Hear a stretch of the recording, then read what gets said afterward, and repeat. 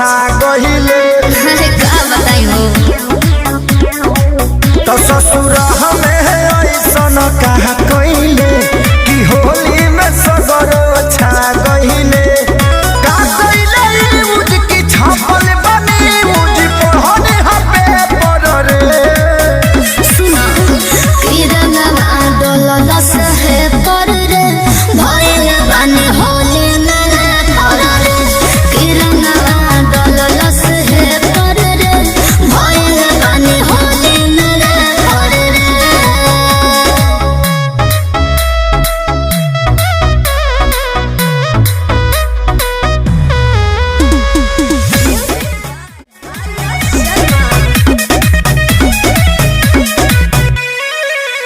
अरे फगुआ में शादी ते कहले अनेर में पर गइल बाड़े फिचकारी के फेर में। जाए दो सुनो होए जानू ये बात सच्चा बा ससुर से नई होर अच्छा बा।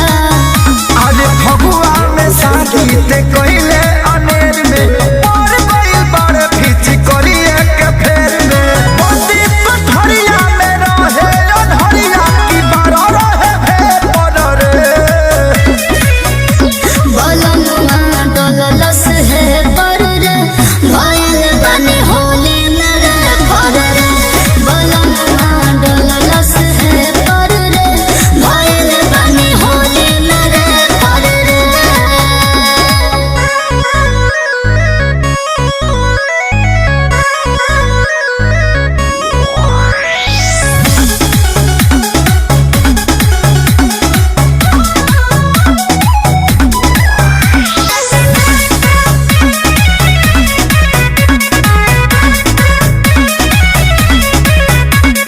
कृष्णा पे दर्दी खेसारी के रंग में सोनू विवेक यौरिया के संग में।